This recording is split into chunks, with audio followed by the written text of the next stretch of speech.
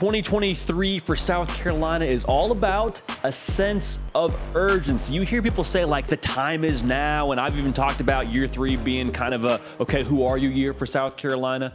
But I want to be very clear. There is an enormous opportunity in front of South Carolina right now.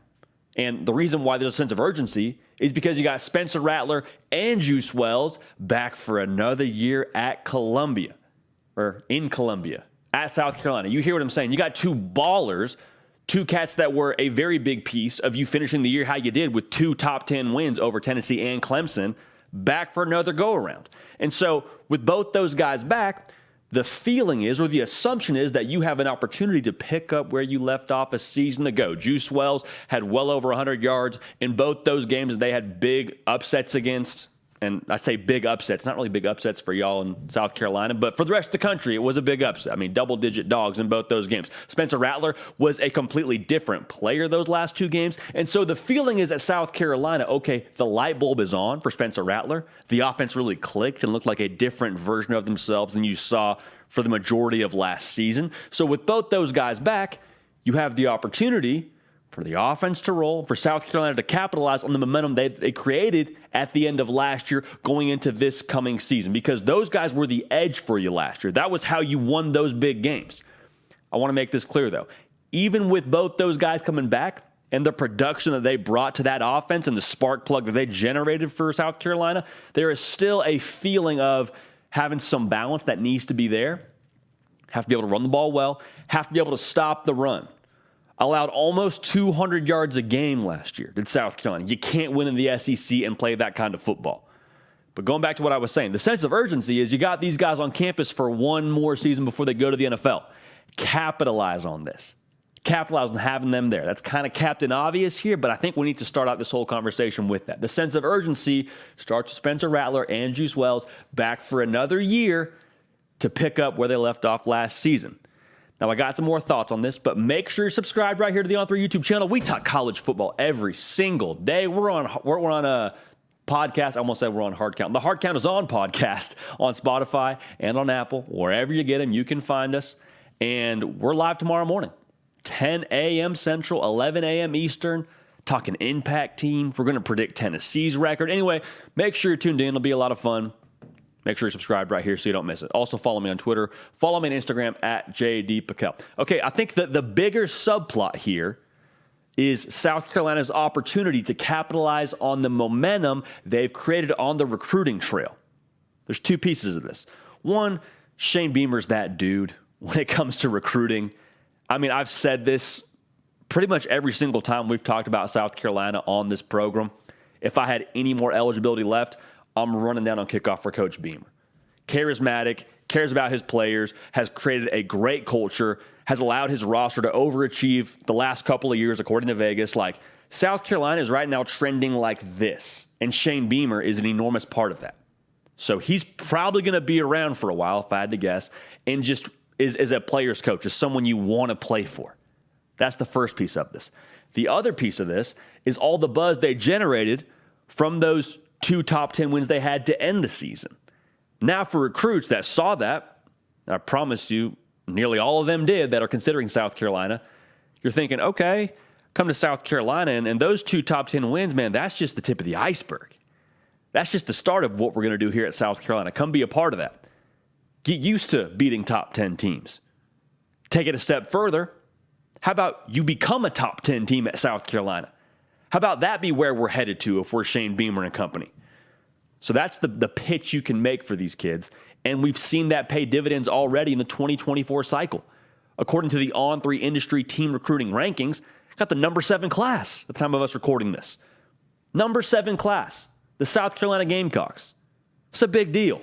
It's a very big deal. Now, take it a step further. You've got all this gasoline dumped on the recruiting trail from what you did last season, from Coach Beamer, like all that. Gasoline is everywhere. How about success in 2023?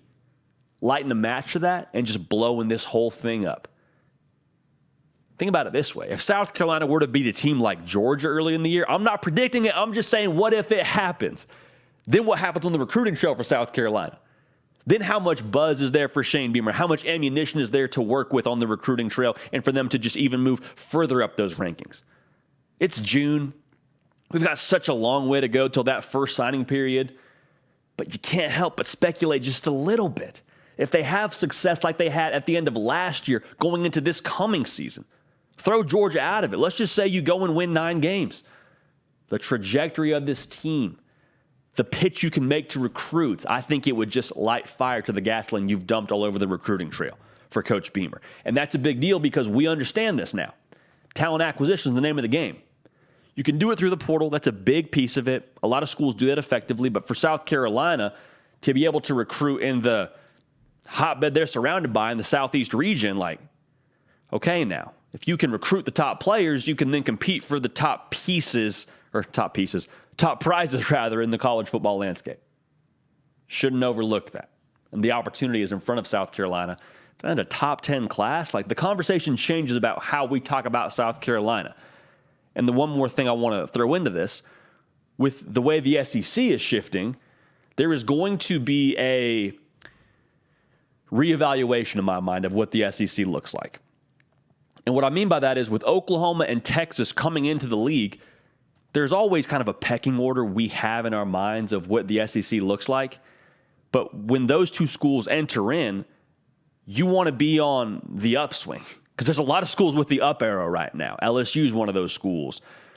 Georgia's obviously one of those schools. Tennessee's one of those schools. Some schools kind of in a, hey, let's figure it out year. Texas A&M, one of those schools. Alabama's obviously in the upper tier of the SEC. Don't ever let anybody tell you they're not. But there's kind of a question mark. Hey, what are you going to be this coming season and, for the foreseeable future when Texas and Oklahoma enter this conference?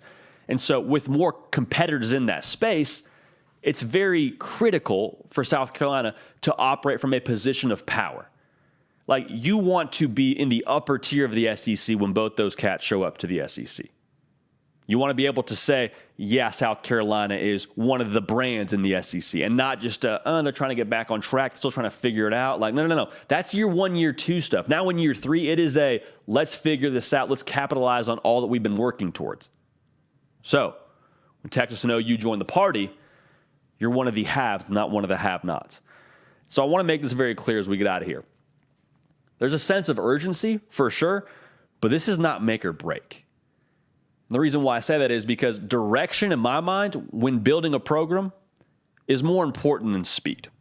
And Shane Beamer, I think, has the exact right direction to build a really successful operation in Columbia. He already has.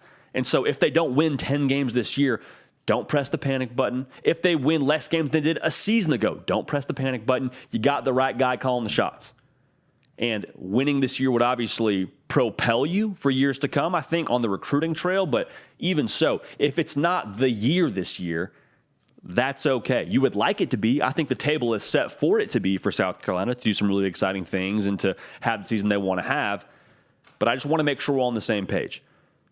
Don't just dismiss South Carolina if they don't perform the way that some of us expect them to. And I'm one of those people. I think South Carolina's going to have a great year. But even so, understand that this is a long game here that Shane Beamer is playing. So don't compare yourself to Tennessee. Don't compare yourself to Georgia. Don't get into the comparison game. You got the right guy calling the shots in Columbia. Give it some time. But this year is a chance to strike while the iron's hot. I'm looking forward to seeing it. Less than 100 days. Make sure you're subscribed right here. Again, we are live tomorrow morning on the air, 10 a.m. Central, 11 a.m. Eastern. Want you tuned in. We'll get in the live chat. We'll have a good time. Looking forward to it. We appreciate y'all. We love y'all. We're going to keep this party rolling. We will see y'all next time. Hey, y'all. Thanks so much for watching. Subscribe to the channel here to make sure you don't miss an episode of The Hard Count. Also, be sure to check out other videos on the On3 YouTube channel.